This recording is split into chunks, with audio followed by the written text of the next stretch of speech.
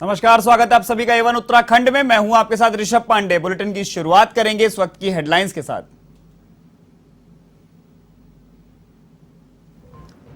अग्निपथ पर तीनों सेनाओं के प्रमुखों का बयान, कहा वापस नहीं होगी अग्निपथ स्कीम। कोचिंग इंस्टीट्यूट वालों पर जड़ा छात्रों को भड़काने का आरोप, अब उपद्रवी नहीं बन सकेंगे अग्निवीर।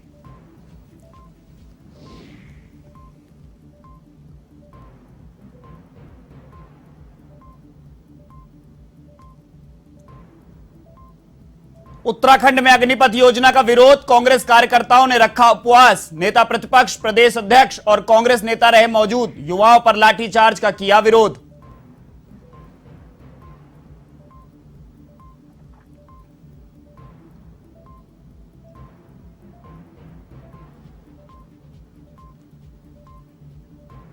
मुख्यमंत्री पुष्कर सिंह धामी देहरादून में क्लीन सिटी ग्रीन सिटी यही है मेरा ड्रीम सिटी कार्यक्रम का किया शुभारंभ। युवाओं को दिया स्वच्छता का संदेश।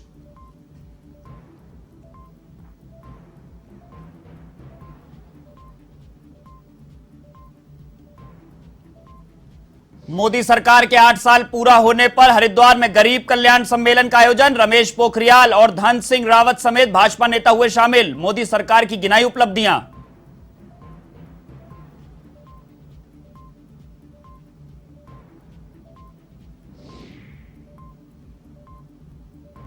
उधम सिंह नगर की पुलभट्टा थाना पुलिस की बड़ी कार्रवाई। दुर्लभ प्रजाति के कछुओं की तस्करी करते 2 आरोपी गिरफ्तार। आरोपियों से लाखों रुपए की कीमत के 45 कछुए बरामद।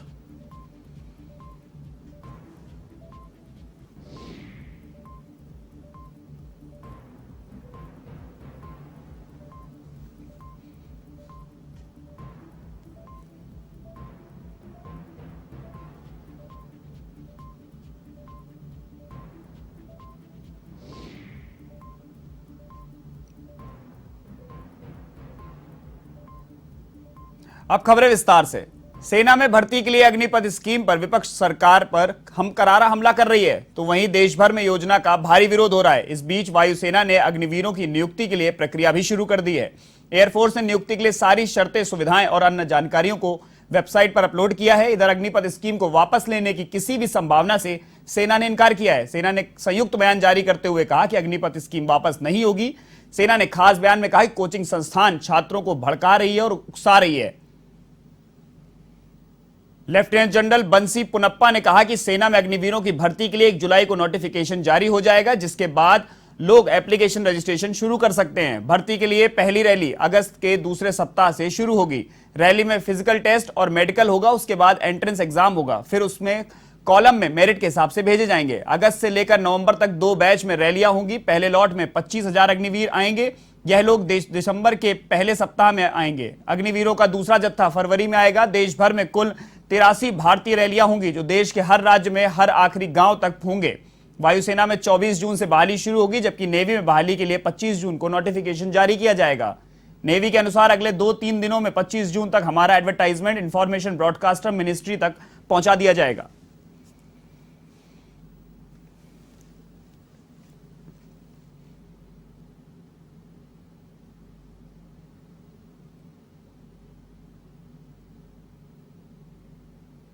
मोदी सरकार की अग्निपथ योजना का पूरे देश में विरोध हो रहा है। 2 दिन पूर्व हल्द्वानी में प्रदर्शन कर रहे युवाओं पर जिस तरह से लाठीचार्ज किया गया था, उसके विरोध में रविवार को हल्द्वानी के पंत पार्क में कांग्रेस ने उपवास रखा। इसमें कांग्रेस प्रदेश अध्यक्ष करण माहरा, नेता प्रतिपक्ष यशपाल आर्य, विधायक सुमित हृदय सहित कई नेता मौजूद रहे। उन्होंने केंद्र सरकार पर युवाओं के भविष्य के साथ खिलवाड़ करने का आरोप लगाया। कांग्रेस ने युवाओं पर लाठीचार्ज करने वाले दोषियों पर कड़ी कार्रवाई की मांग की है। करण माहरा ने कहा कि भाजपा सरकार के इशारे पर कई युवाओं पर देशद्रोह का आरोप न लग जाए। वहीं नेता प्रतिपक्ष यशपाल आर्य ने सरकार को चेतावनी देते हुए कहा कि केंद्र सरकार का यह कदम बेरोजगारों के लिए आत्मघाती कदम है।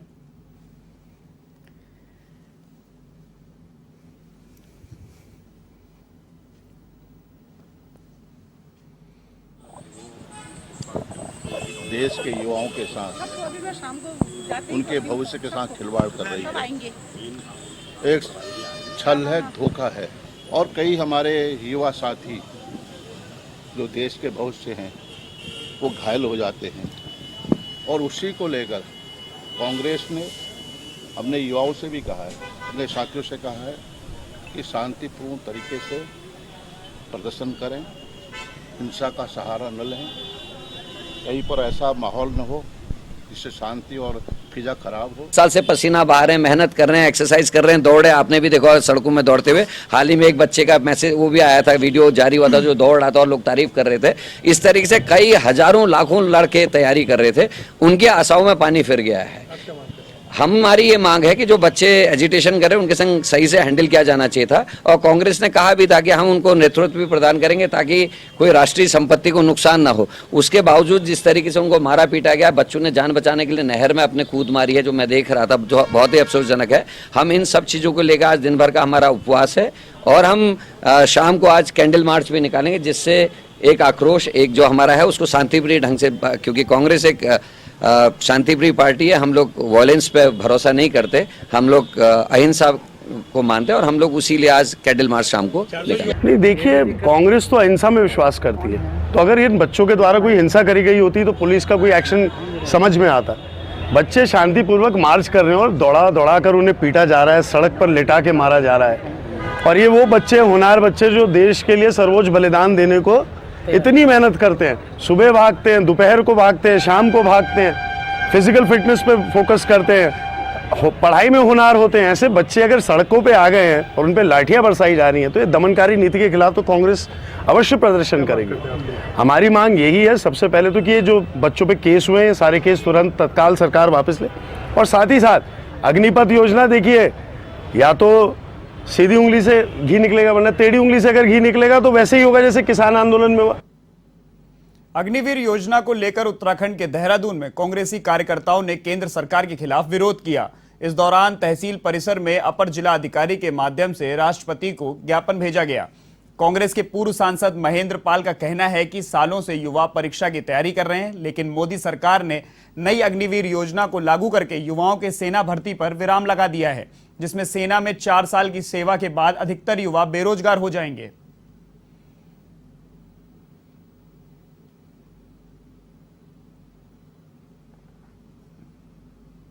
स्पष्ट है कि 3 साल से ऊपर हो गए, कोई भर्ती नहीं हुई। बच्चे इतने प्रैक्टिस कर रहे थे, सुबह शाम 10 किलोमीटर 20 किलोमीटर दौड़ रहे थे। 3 साल से कोई भर्ती नहीं हुई, और एकदम ऐसी योजना ले आए जो 4 साल की है, और 4 साल बाद नई नौकरी ढूंढनी पड़ेगी। इसमें युवकों को बड़ा फ्रस्ट्रेशन शुरू हुआ है, एकदम आंदोलन शुरू हो गया। बिगर समझाए, बिगर उसकी योजना को विस्तार से समझाए बुझाए, बिगर शुरू कर दी, जिससे देश में तोड़फोड़ शुरू हो गई, आगजनी शुरू हो गई। बिहार से लेकर और पूरे इंडिया में अशांति पैदा हो गई। सरकार को चाहिए कि एकदम नए सिरे से पुरानी भर्ती को लागू करे, और जो योजना लानी हो तो उसमें पार्लियामेंट में डिस्कशन करने के बाद, पूरे लोगों को समझाने के बाद ही कोई योजना लाएं, जिससे कि अप्रूव होने के बाद लागू करें। केंद्र सरकार के 8 साल पूरा होने पर हरिद्वार के भारत सेवा आश्रम में बीजेपी की ओर से गरीब कल्याण सम्मेलन का आयोजन किया गया। कार्यक्रम में सांसद रमेश पोखरियाल निशंक और प्रदेश के कैबिनेट मंत्री धन सिंह रावत समेत कई बीजेपी नेता शामिल हुए। इस दौरान बीजेपी नेताओं ने मोदी सरकार की 8 साल की उपलब्धियों को गिनाया, तो वहीं सांसद रमेश पोखरियाल निशंक ने कहा कि मोदी सरकार बीते 8 वर्षों से गरीबों के भले के लिए काम कर रही है। सरकार की कई योजनाओं का लाभ देश के हर गरीब को मिल रहा है। वहीं कैबिनेट मंत्री धन सिंह रावत ने कहा कि आजाद भारत के इतिहास में पीएम नरेंद्र मोदी जितना काम किसी भी प्रधानमंत्री ने नहीं किया है।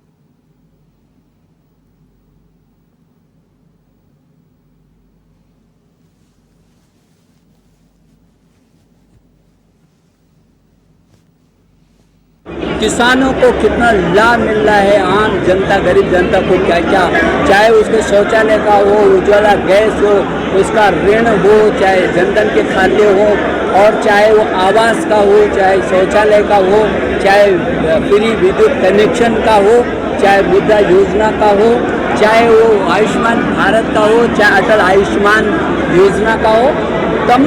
तमाम योजनाएं हैं जिससे इस प्रदेश के गरीब जो अंतिम छोर में बैठे रहने वाला व्यक्ति था, उसको भी लाभ मिला। और इसलिए हम अपने प्रधानमंत्री जी का आभार प्रकट करना चाहते हैं, अपने मुख्यमंत्री जी का भी आभार प्रकट करना चाहते हैं। मोदी सरकार के 8 साल पूरे होने पे एक सुशासन गरीब कल्याण का कार्यक्रम आयोजित किया गया, और उसमें हमारे लोकप्रिय माननीय सांसद जी, हमारे सभी विधायक और जितने लाभार्थी थे उनको आज यहाँ पे पार्टी के द्वारा बुलाया गया था और भव्य कार्यक्रम हुआ। और मैं कह सकता हूँ कि आज़ाद भारत में जितना काम हमारे प्रधानमंत्री जी ने गरीबों के लिए किया है, आज तक के इतिहास में कभी नहीं हुआ है और पूरे गरीब प्रधानमंत्री जी के साथ खड़े हैं।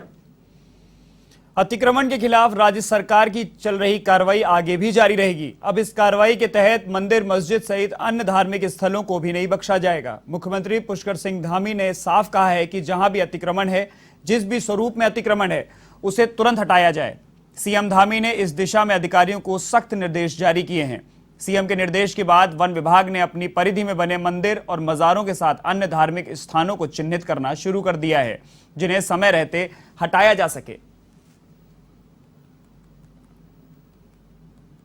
पत्रकारों का सम्मेलन निश्चित रूप से सभी पत्रकारों के लिए आपस में समन्वय करने का और एक दूसरे से मिलने का और साथ ही में प्रदेश से जुड़े हुए जो सरोकार के मुद्दे होते हैं और ऐसी प्रतिभाएं जिन्होंने समाज में अच्छा काम किया है, ऐसे सम्मेलनों के माध्यम से जिनको सम्मानित किया जाता है, तो निश्चित रूप से कहीं न कहीं उनका प्रोत्साहन होता है और इस प्रकार के कार्यक्रम होते रहते हैं। अग्निपथ कहूँगा कि सभी नौजवानों को इस दिशा में जो है नहीं जाना चाहिए। सभी लोगों को जो आज एक माननीय प्रधानमंत्री जी ने एक रास्ता दिया है और उसके साथ साथ जो 25% लोग जो है सीधे सीधे उसी चीज को कंटिन्यू करेंगे और कंटिन्यू करने के साथ साथ जो लोग रह जाएंगे उनको विभिन्न सेवाओं में उनको अनेकों अवसर मिलने वाले हैं। राजधानी देहरादून में क्लीन सिटी ग्रीन सिटी, यही है मेरा ड्रीम सिटी नाम से एक कार्यक्रम का आयोजन किया गया। इस कार्यक्रम में मुख्यमंत्री पुष्कर सिंह धामी ने शिरकत की। इस दौरान उन्होंने कहा कि हमारी सरकार का सपना है कि राजधानी देहरादून को ग्रीन और क्लीन बनाया जाए। इसके लिए हम सबको हफ्ते में करीब 2 घंटे का समय जरूर निकालना चाहिए। साथ ही पुणे से देहरादून पहुंचे सभी युवाओं को भी संदेश देकर कहा कि सभी युवाओं को मिलजुल कर राजधानी को स्वच्छ बनाने के लिए अपना भरसक प्रयास करते हुए अपने लक्ष्य पर फोकस करना चाहिए।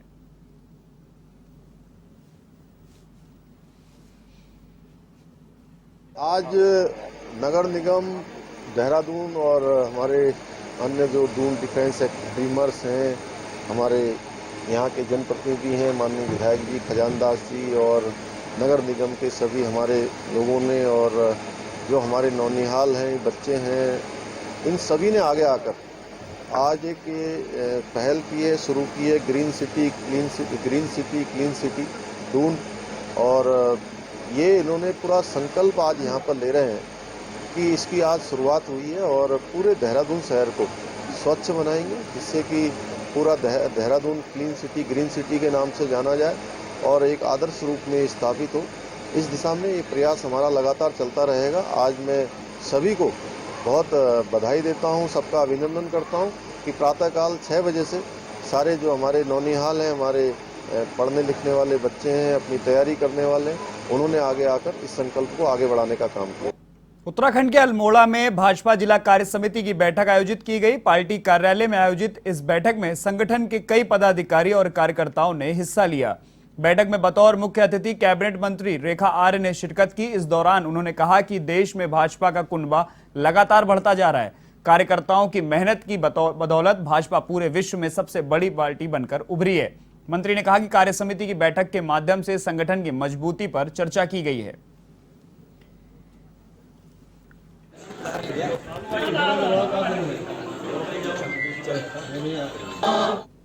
भारतीय जनता पार्टी का संगठन हमेशा से सक्रिय रहा है।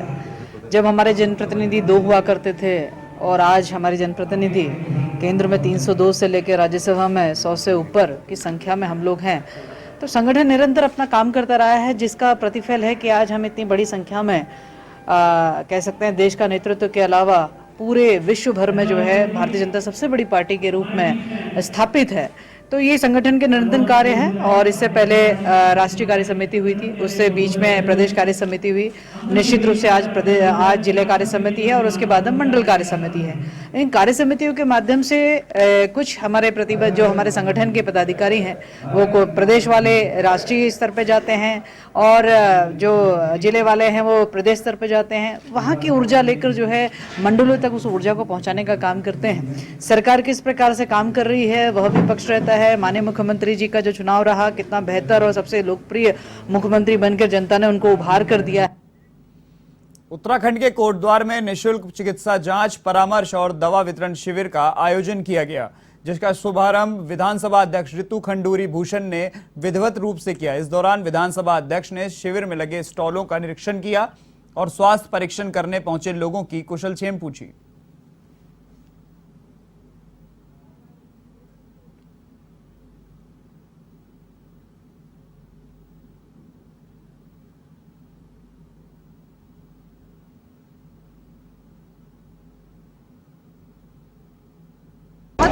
खुश हूँ कि जुनून फाउंडेशन, यथार्थ हॉस्पिटल और मेरे द्वारा कोटद्वार में एक बड़ा कैंप, हेल्थ कैंप हमने लगाया है और मुझे आपको बताते हुए खुशी है कि 22 से अधिक डॉक्टर यहाँ पहुँचे हैं। डायग्नोस्टिक्स, रॉश डायग्नोस्टिक्स की टीम यहाँ पहुँची है। 10 तरह के खून की जाँच यहाँ पर हो रही है। साथ ही साथ जैसे अभी आपने देखा लंग्स की, फेफड़ों की जाँच हो रही है। तो मुझे बहुत आज खुशी है कि इस तरह का कैंप मैंने यहाँ पर हम लोग को लगवा पाए हैं, ताकि जो स्वास्थ्य की जो समस्याएं आम जनता को होती हैं उसमें थोड़ी सरलता ला पाए, लोगों को एक प्रिलिमिनरी जांच उन लोगों की हो जाए। उत्तराखंड के राज्यपाल लेफ्टिनेंट जनरल गुरमीत सिंह ने सरोवर नगरी नैनीताल से लगभग 15 किलोमीटर दूर भवाली अल्मोड़ा मार्ग पर बसे कैंची धाम में बाबा नीम करौली महाराज के दर्शन किए। राज्यपाल और उनके परिजनों ने कैंची धाम मंदिर में देवी देवताओं की पूजा भी की। इस दौरान उन्होंने प्रदेश की सुख समृद्धि की कामना की।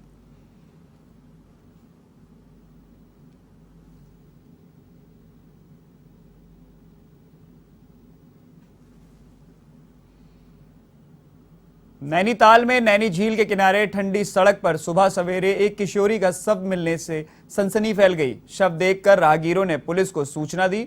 मौके पर पहुंची पुलिस ने शव को झील से बाहर निकाला। पुलिस के मुताबिक बीते 3 दिनों से नारायण नगर निवासी किशोरी लापता थी, जिस पर पुलिस ने परिजनों को बुलवाकर किशोरी की पहचान करवाई। कुछ दिन पहले गुमशुदगी की रिपोर्ट दर्ज करवाकर पुलिस से तलाशी की गुहार लगाई गई थी। पुलिस की काफी ढूंढ खोज के बाद भी किशोरी नहीं मिली, लेकिन अब उसका शव रविवार को नैनी झील में मिला।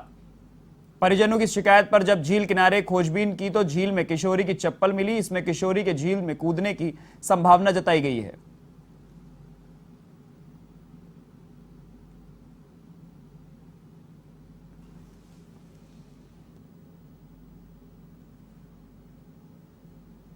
जो गुमशुदगी में जो है मुकदमा कायम किया था और 2 दिन से जो है इसकी तलाश चल रही थी लड़की की, जिसमें पानी में भी तलाश कर रहे थे और बाहर भी तलाश कर रहे थे। आज हमें सूचना मिली थी कि एक डेड बॉडी ऐसी है जिसको जब मौके पर पहुंचे तो एक डेड बॉडी दिखाई दे रही थी, जिसको तुरंत निकाल के जो है इसको जो है अंदाजा होने पे जो है इसको सबसे पहले अस्पताल लाया गया और डॉक्टर से जो है चेक कराया गया है, जिन्होंने इसको जो है मृत घोषित किया है। अब जो है पंचायतनामा कर लाश को जो है पोस्टमार्टम के लिए भेजा जाएगा। आगे भी जो न्यायोचित कार्रवाई की जाएगी।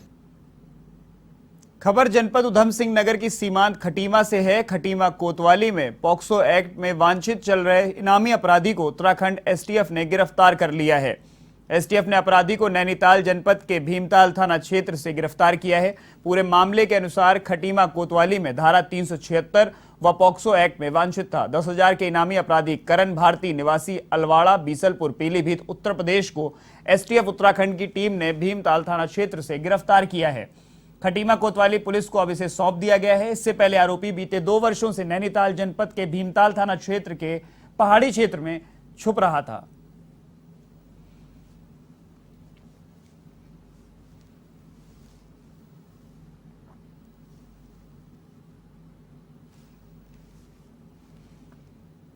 इस बुलेटिन में फिलहाल के लिए इतना ही। देश और दुनिया की तमाम खबरों के लिए देखते रहिए वन टीवी। नमस्कार।